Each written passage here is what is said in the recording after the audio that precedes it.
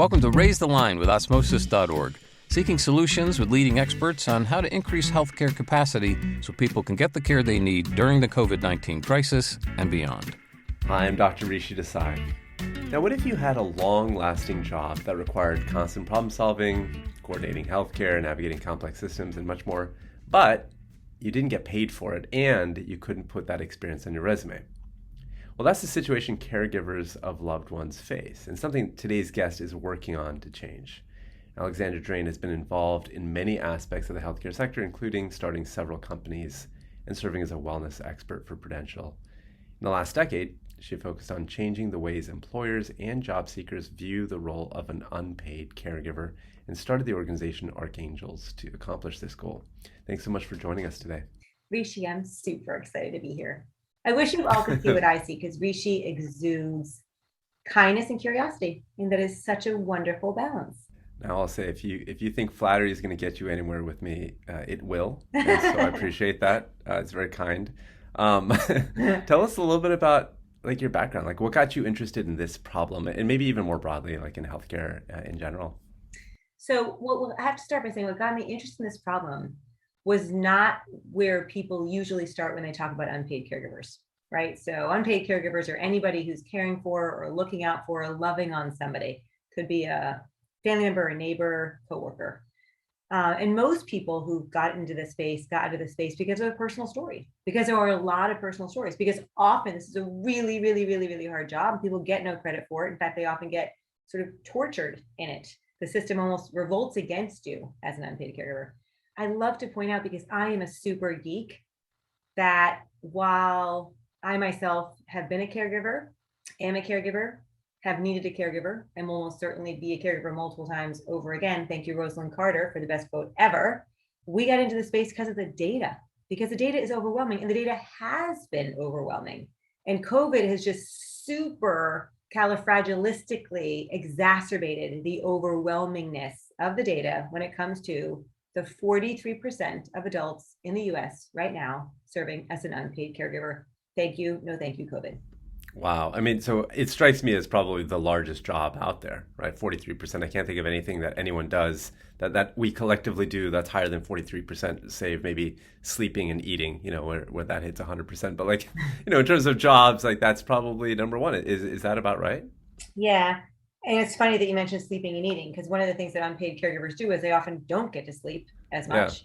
Yeah. And they often overeat, right? Overeating is a form of self-medication. I think it was our study that we published in partnership with the Blue Cross Blue Shield Association. And it was ARCHANGELS data that even before COVID, unpaid caregivers are self-medicating with food. They're comfort eating. Mm-hmm. The CDC study that we published looked at, as of COVID, if you look at the increase in number of people who are using substances to cope, that rate has gone up by 5x for unpaid caregivers. And it's 5 times more. Actually, so let me ask me that question. I want to back me up to ask me the question about substances, because I want to give credit to the CDC study first, but it's freaking incredible data. Do you mind saying a little bit more about substances? What substances are folks using to cope with their caregiving responsibilities? What does that mean exactly? Well, when we're talking about this incredibly massive population, right, the 43% of adults in the US who are in this job, and how hard the job is, it is a really hard job. And it's a job, you opened with saying, it's a job you get no credit for, right? We're trying to change all that. But what happens when you have a job that has a lot of intensity? You're stressed, right? Mm-hmm. So this job, for which you're not recognized and not getting usually much support, creates an enormous amount of impact on you mentally, physically. And folks, their natural response to that is to self-medicate. I know I do. And we published a study in partnership with the COPE initiative that actually got published by the CDC. We published 3. This is the second one. And it looked at the impact of COVID on things like use of substances.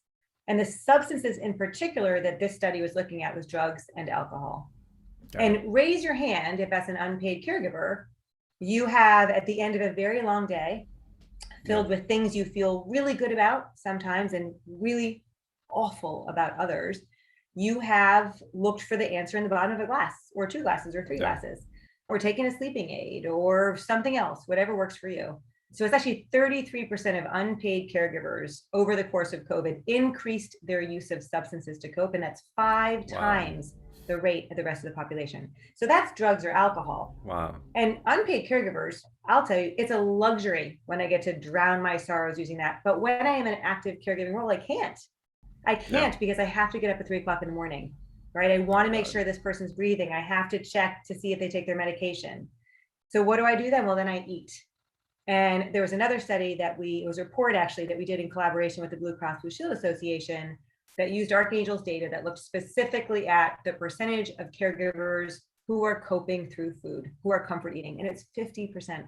So you just combine those numbers together. Caregivers, they take on a lot.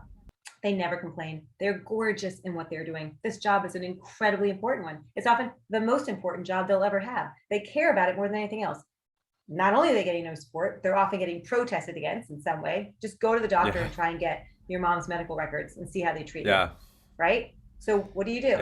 You self-medicate. You know, I'm a pediatrician and I'm at a unique time in my own life. I'm expecting a baby girl in about 6 weeks. And so my mind is on the fact that in 6 weeks, I'm going to lose sleep. I'm going to be caring for this young baby. And what I've come to realize is that the village does kind of rally. So I've got friends and family that have donated food to be in our freezer and kind of help us in other ways. And so there's this kind of rally cry around caring for a baby, an infant. Society kind of gets that.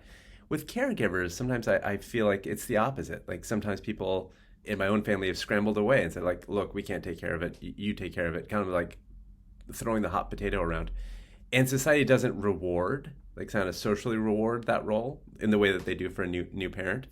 I'm curious how that plays out and if there's any data to support these kind of observations I've thrown out. Yeah.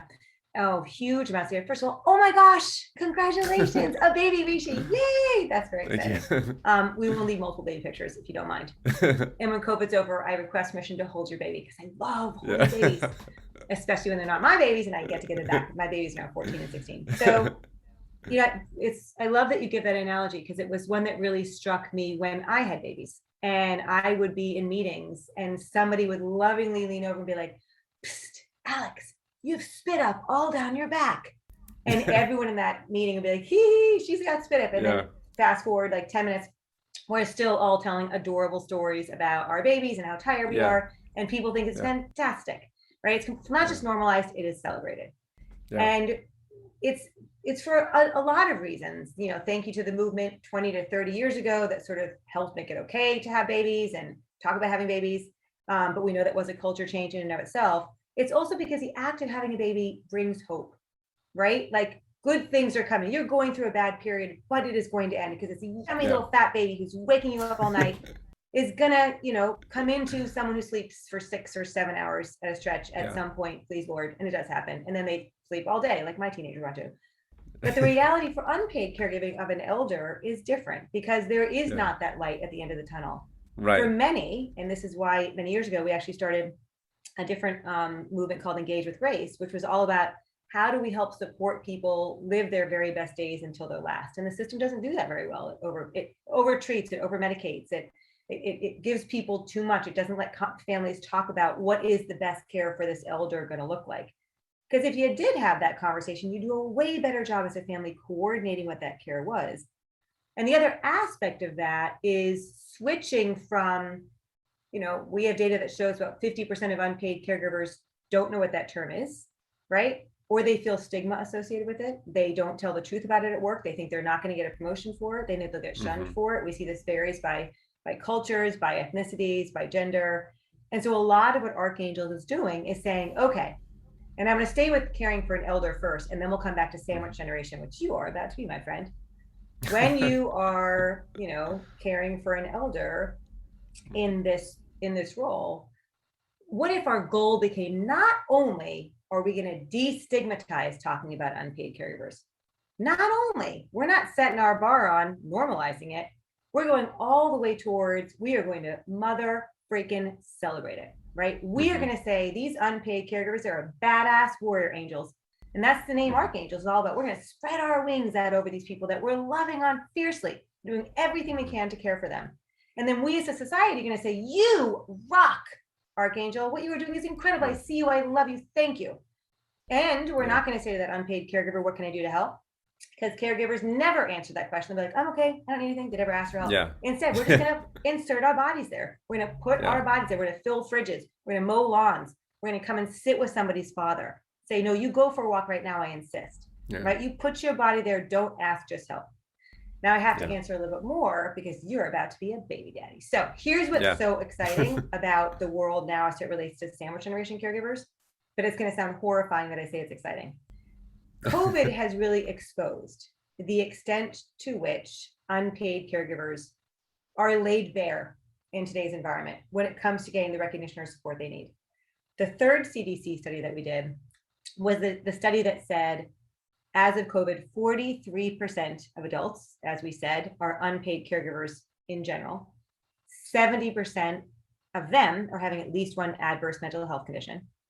But 23% of adults, Rishi, are sandwich generation caregivers. So 23% of all adults across the US are in this sandwich generation role, which means you're caring for babies or infants or children under 18 as a parent or guardian at the same time that you're caring for somebody over 18 or people over 18.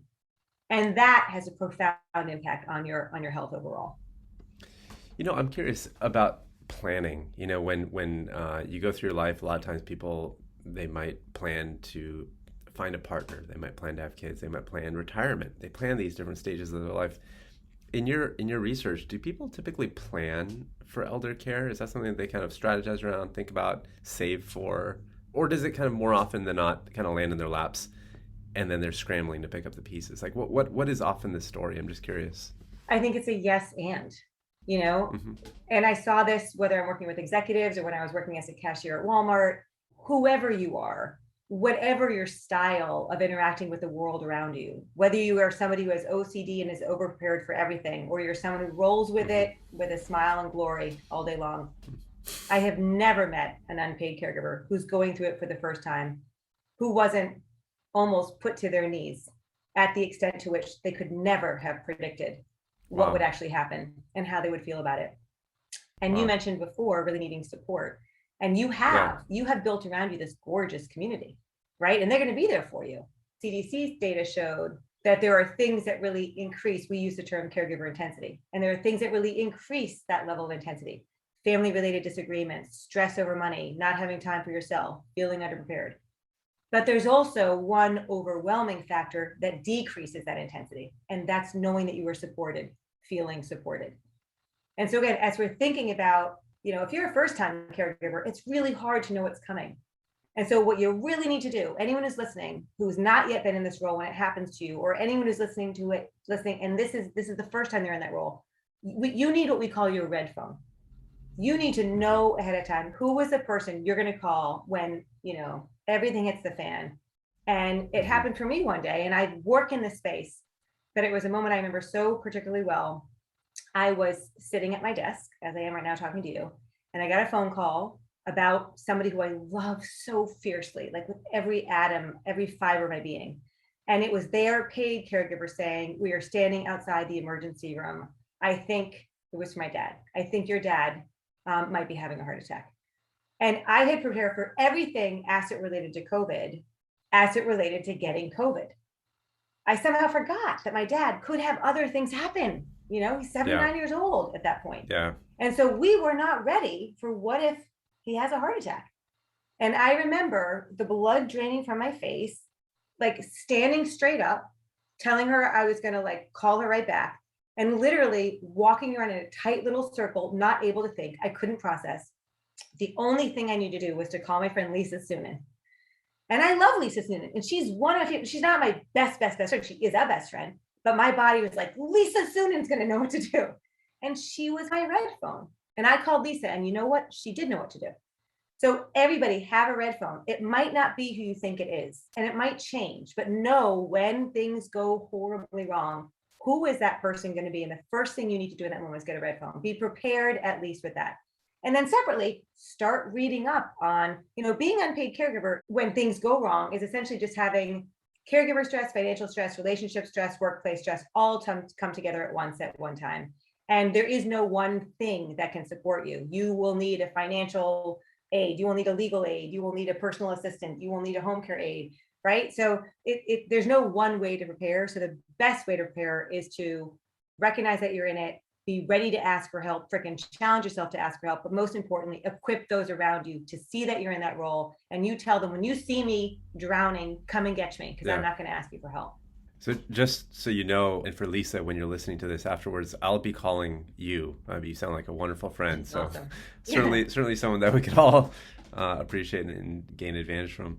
So, you've been in this space for a while, and you see how the U.S. has kind of navigated this role of the caregiver and what they've done to support from a federal level or even a state level. Are there other countries that do this differently? Are there other models that, we could learn from this country or that country? I'm just curious if you've come across other instances where you're like, gosh, if we did more of that, then that would actually help take the burden off. Because like you said, maybe the state could put a body in there or mow your lawn or give you the things you need without asking for it explicitly or paying for it. Yeah. So I am not an expert in other countries per se. I could give you anecdotal answers, but what I can tell you is I think of the United States as 50 little states, 50 little countries. And I can tell you that absolutely there are vast differences in how states deal with it. I'm going to use this as an example, two best in class states, in my opinion, New York and Massachusetts. These are two states that have, with great intention, over and over again, and increasingly since COVID, worked to put in place supportive infrastructure that starts with the state of New York, for example, has launched statewide the ability for people to tap into the Caregiver Intensity Index. The Caregiver Intensity Index is the tool that we use at ARCHANGELS. It's literally a 2-minute quiz, like a 2-minute therapy session, it's been described to us as, that you go through, and it kind of delivers you back a score. You're in the green, yellow, or red. Oh, wow. And it tells you, here are the 2 things most driving that intensity. And here are the 2 things most alleviating it. And then for each of those, it says, go here for help. And in this particular circumstance, it crosswalks you to NY Connects, New York Connects, that anybody in the state of New York has access to. With the state of Massachusetts, in partnership with Blue Cross Blue Shield of Mass and the Massachusetts Caregiving Initiative, we're launching a similar effort.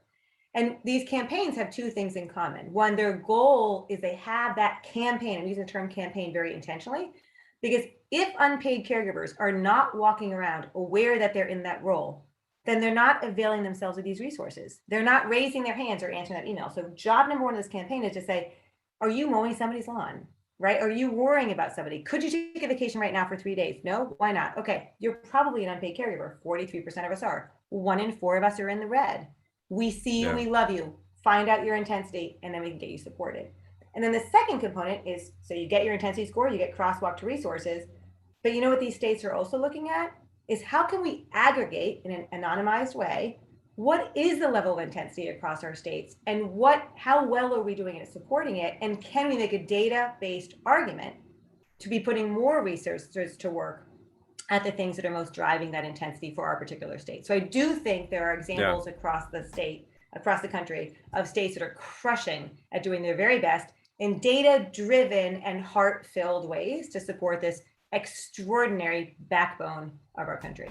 Are there reasons why more states don't follow the lead of New York and Massachusetts? Is it a misunderstanding? Is it a myth around the whole field? What is preventing other states from clamoring to catch up?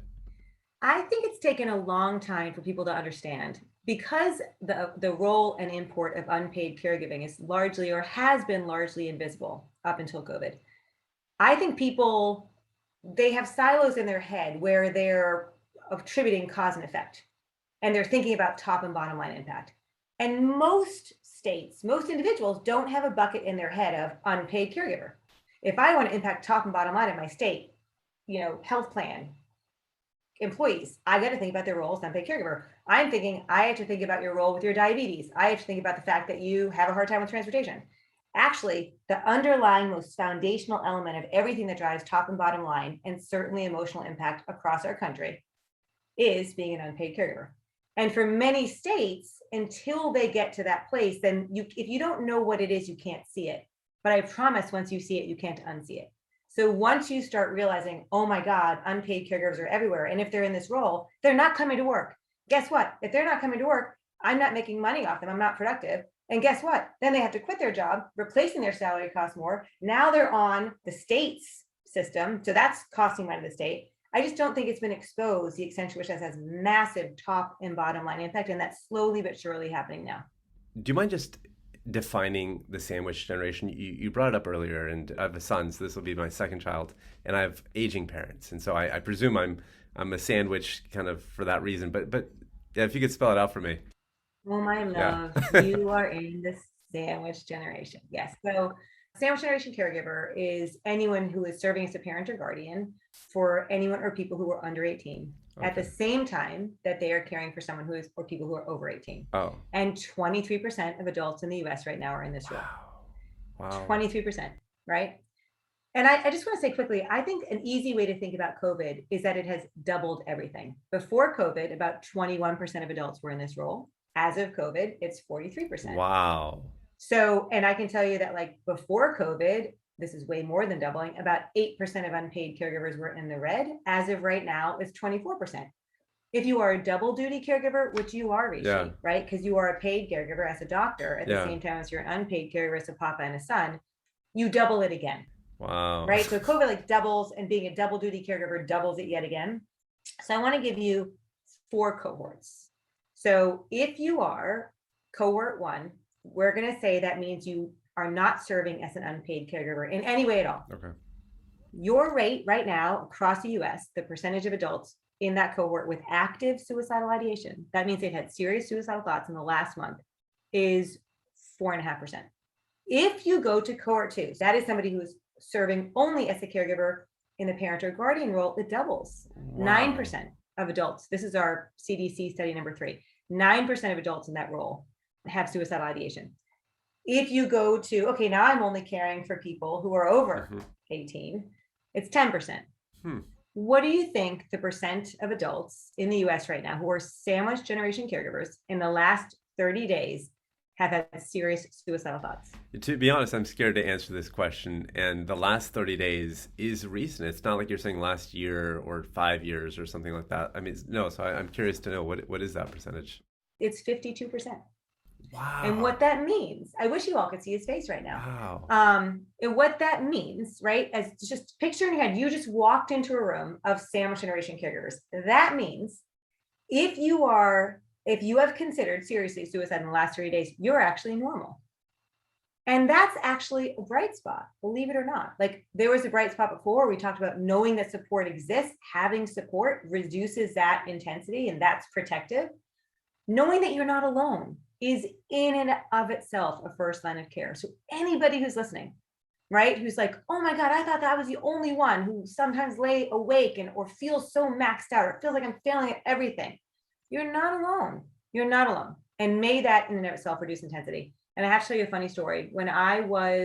Before I had my first baby, a friend said to me, a friend I really respected, she said, I just want you to know when you have this child, in the beginning, there are going to be days that you're going to be like, wow, I got hitched to the wrong person and I made a mistake to have a child and my life is over. So I promise you that's not true.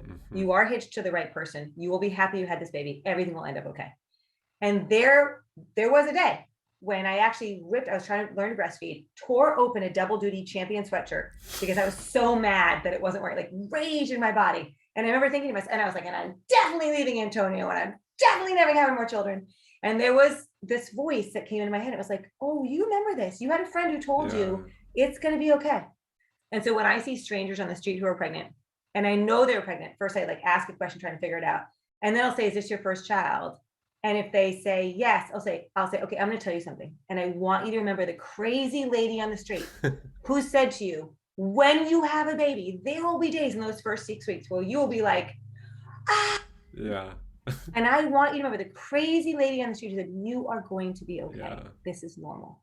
And I think for unpaid caregivers, I wish I could like go grab every single one right now and hold them and be like, you're going to be okay. You know, you need your red phone. Let's get you as prepared as we possibly can. Get your intensity score. Let's crosswalk you over resources exist that you didn't know about, but they are there. But most importantly, we see you, we honor you, we love you. What you're doing is extraordinary and you're doing it well. Wow, that's That gave me chills. That's a powerful message, a very powerful message, and maybe a good segue into what you're doing organizationally. I mean, what Archangels is all about. Do you mind just speaking to kind of the mission and what you guys have accomplished? Yeah. So, in sort of like most formal terms, you can think of Archangels really as a movement, and you feel that, right? The movement component, but also a platform that is reframing how unpaid caregivers are seen, honored, and supported, using a combination of data and stories, and doing that through public and private ways. The way I would describe it in terms of how you would feel it in your body, in your bones, is it's like this recognition that being it's a movement and a process to sort of formalize being an unpaid caregiver, or as we call it, being an archangel, is a job. And you should get credit for that job because it is giving you invaluable skills. And people should be rushing as fast as they can to hire as many unpaid caregivers, as many archangels as they can. Because these unpaid caregivers are multitaskers. They never take no for an answer. They have learned to work the system, right? Unpaid caregivers have invaluable skill sets. So Archangels work is a way for you to, people feel shame. Like, well, I took 5 years off of work because I cared for my mom. That wasn't 5 years off of work. That was work. That was Archangels work, right? And that gave you skills. So put that proudly on your resume. And if you go to archangels.org, you can download that badge. Loudly stick it on your resume, and it has a skill builder, what sort of prompts you to remember all the things you did and check those boxes, and it's going to give you a quick little thing you can cut and paste onto your resume. Now let's remember, a lot of the people who are in unpaid caregiver roles, they're not using LinkedIn, right? So okay, write it onto your job application. Just know that you have done extraordinary work, and we're going to get you credit for that work. And that job, like any job, has intensity. And so our job at Archangels is to help you know what your intensity level is, validate you in it, know what's driving it and alleviating it, give you that score, green, yellow, or red, and then crosswalk you over to these resources that exist that you didn't know about.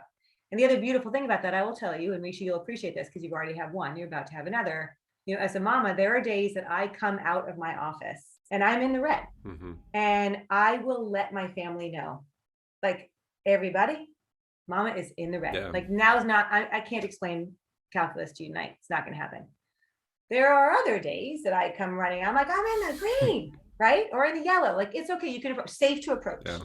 And so having this shared language in your workplace, in your family, in your community is a wonderful way to help not just destigmatize, not just normalize, but create language that celebrates and creates action-oriented vocabulary for people to like get support when they need it.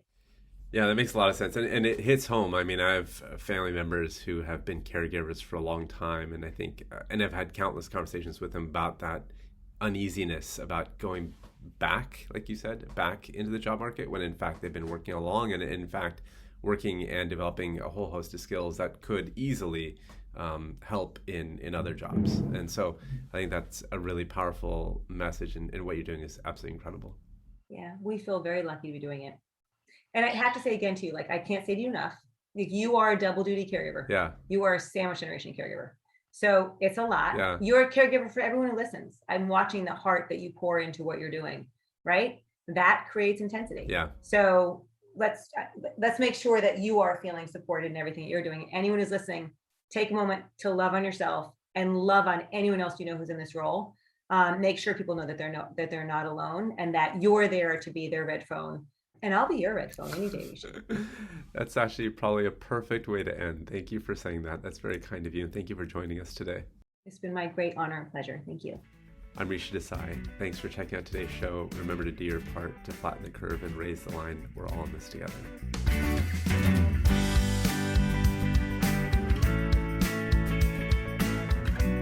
For more information on how you can help raise the line and flatten the curve, go to osmosis.org/COVID-19.